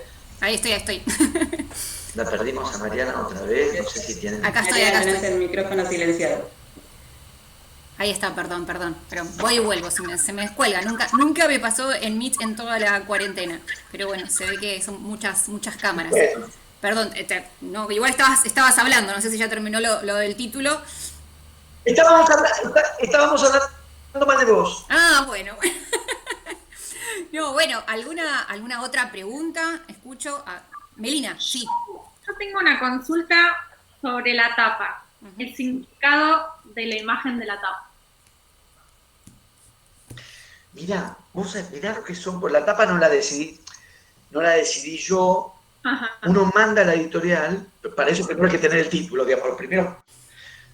Lo único que no hace es escribir la novela, como pueden ver, el resto después, el título vino por donde ya dije, mandado la novela, y en Anagrama me propusieron 3 ilustraciones, 3 tapas, 3 o 4, 3 me parece. Y esta era una de las 3. Que es la que más me convenció por varias cosas. Una, porque es despojada, me parecía que en este caso estaba bien, y combina, porque no es, digamos, fácil una ilustración, no tendría idea, no es tan sencilla una ilustración que funcione como ilustración, que no sea redundante, que no sea explicativa, que al mismo tiempo algo indique. Y yo no sé nada de armas, no hice el servicio militar, yo no sé limpiar un fusil ni nada, pero ese fusil, si es que es un fusil, digamos, es medio desarmado o desarmado, ¿cómo para limpiarlo? ¿Ustedes pueden creer que hoy a la mañana me hicieron una entrevista de Mendoza y Melina se detuvieron. Nunca, no, hasta ahora en todas las conversaciones que tuve en la novela nunca había surgido lo de la tapa, y hoy surgió 2 veces, a la mañana que me entrevistaron para una radio de Mendoza y ahora con el comentario que vos me hacés llamativamente en el mismo día, o sea que un poco ya me lo pensé esta mañana, que es el arma que define mucho de la segunda parte, pero así desarmada también invoca una cruz y resuena en la primera. Y el que me entrevistó hoy también me dijo que puede tener algo de esvástica. Sí, porque tiene la Esta es el primer comentario la primera idea que me dio a mí que parecía una esvástica, al verlo de lejos. Y me asusté y digo, no sé, esto es un arma, pero por ahí tiene algún significado en particular que esté con esta forma. Me pareció que estaba muy, digamos que, otra vez me viene la palabra resonancia. Tampoco la imagen es explicativa, no le pone un ejemplo, no ilustra en el mal sentido de la expresión, sugiere. Tiene resonancias y sugerencias, porque es un arma desarmada, justamente, un arma desarmada, con lo cual también el hecho de que la parte de la acción, ¿no? Y de la acción de la lucha armada no sale bien, ¿no? De que algo ahí no terminó de funcionar, de que algo ahí fallaron los explosivos, pero falló en la clave de la lucha armada. Entonces, un arma que está desarmada y que en parte es una cruz y en parte es una esvástica. Bueno, la esvástica es una cruz, es la cruz gamada. Entonces, una imagen tan despojada en una novela con 3 partes tan distintas, de una manera para mí sorprendente, esa imagen tan despojada remitía a distintas cosas de la novela, varias a la vez. Así que eso me llevó. Ahora no me acuerdo cuáles eran las otras 2 imágenes, te juro. Pero claramente era esta. Yo voté por esta, mi mujer también votó por esta, porque acá rige la democracia acá en esta casa. Los gatos no votan, ya vi que Melina tiene gato y había otro gato, vi también uno en cuadro sí, recién. Pero digamos, votamos y cuando yo dije me gusta más la de Pulsing, sí, ya lo vi. Y alguien, pero ahora se me fue y no retuve el nombre, un varón que estaba conectado, tenía un gato también ahí. Como los que tenemos gatos, vemos gatos. No, decía, en la editorial también me habían dicho que de las 3 que me habían propuesto, preferían esta. No me lo habían adelantado para no condicionar, pero cuando yo dije es la que más me gusta, me dijeron, ay, qué suerte que elegiste esa, nosotros también. Así que ahí fuimos. Muy interesante. Pienso, si alguien quiere hacer una pregunta, si no, ya para ir cerrando. Este año, bueno, también sacaste, publicó el libro Me Acuerdo, y pienso que son 2 libros completamente distintos y que seguramente estarás trabajando en otras cosas también y que sos docente, así que también seguís trabajando en eso. Digo, ¿cómo se hace en el proceso de escritura? No sé si fue simultáneo o no, pero para dividir la cabeza, ¿no? Para dividir esas estructuras, esos narradores, esas búsquedas distintas de 2 o más textos al mismo tiempo, ¿no? Pregunto. Muy, muy, muy distintos. Estoy igual viendo también el chat antes de responder sí. Agradezco todo. Le agradezco a Leandro que identificó al Chapa Suñé, efectivamente. Gracias por lo que dice. Adrián dice que son 2 las armas, no una desarmada. Yo la verdad que eso, me salvé del servicio militar, no creo haber perdido nada, pero por ejemplo podría haber aprendido estas cosas.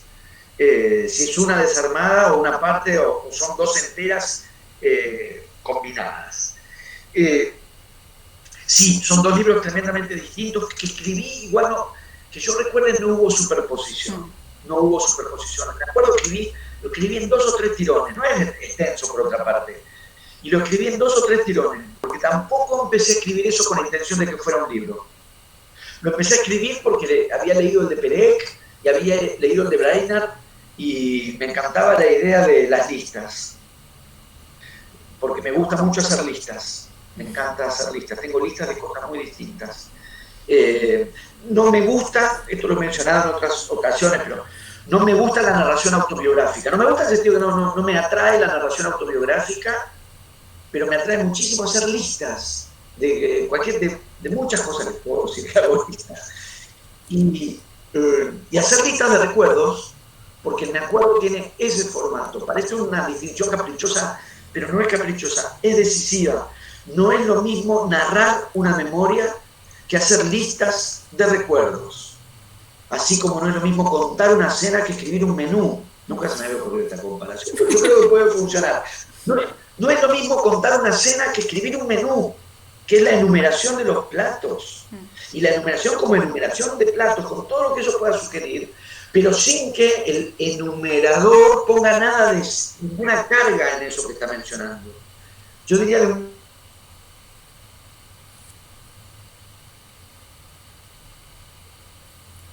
¿Soy yo o dejé de escucharlos? A ver. ¿Todos dejaron de escucharlos? No, pues tengo miedo con esta conexión. No, bueno, esperemos un ratito. Sí, quedó congelado. Listo. No, porque no sé si soy yo a esta altura o esperamos un segundito a ver si vuelve. Así nos podemos despedir bien. Dijo que sí, que la dan hoy a la noche la película en Canal 7.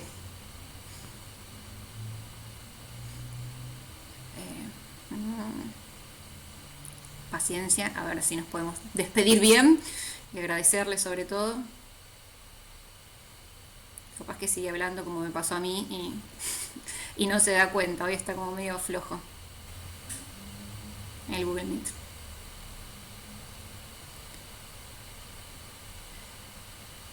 A ver, bueno, gracias.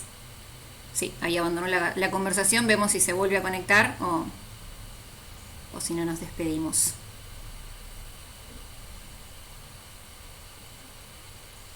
Ya que estamos, ¿alguien tiene alguna pregunta más o ya lo despedimos? Cuéntenme mientras tanto, mientras que esperamos a ver si vuelven.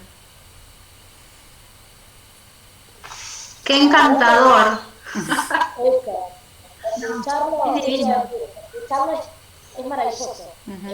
No, siempre quiero ser participativa, pero me parece que ahora escucharlo fue, bueno, Marian, gracias por esto, porque la verdad que fue maravilloso escucharlo.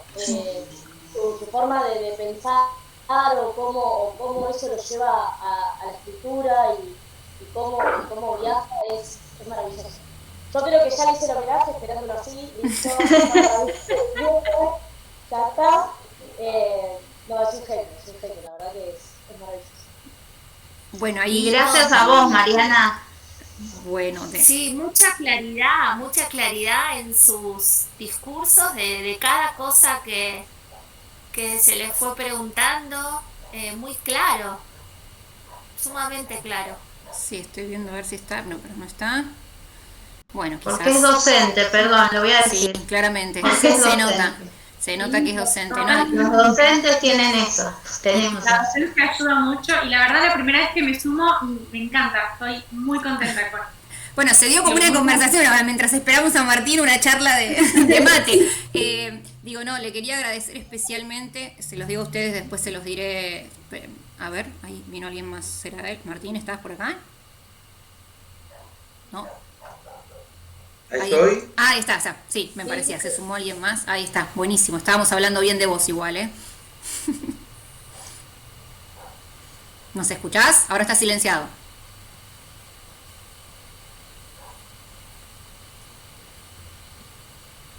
Está silenciado, Martín, no sé si nos escuchás.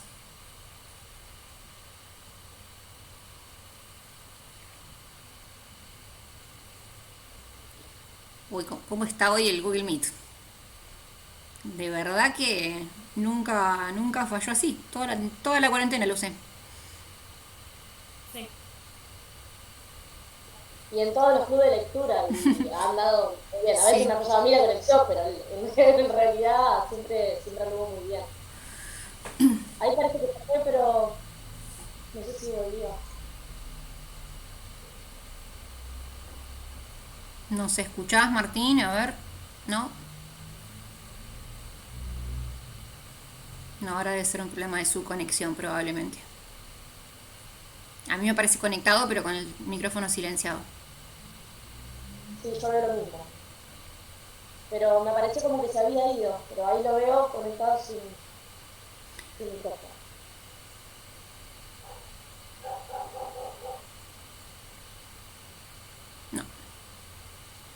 No sé. Bueno, igualmente lo digo, a ver si escucha y si no se lo diré después por mail.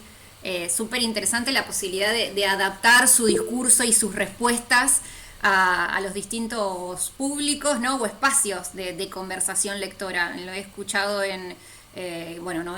Seguramente acá hay alguien que lo ha tenido como profesor. Ahí estás, Martín. Ahí aparece. No. ¿Sí? ¿No? ¿Nos escuchás? Ahora te veo, pero... Tenés el teléfono, si nos estás escuchando, tenés el teléfono, digo yo, el micrófono silenciado.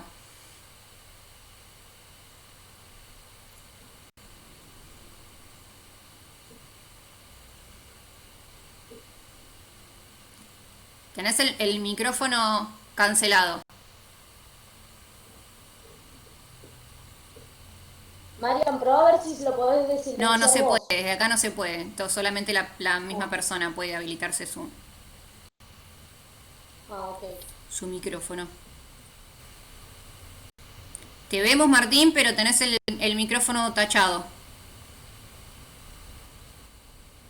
Si haces clic en el dibujito de Google Meet del micrófono, abajo, supongo que ya lo manejarás, pero bueno, por las dudas, abajo, el primero de los 3 botones es el micrófono.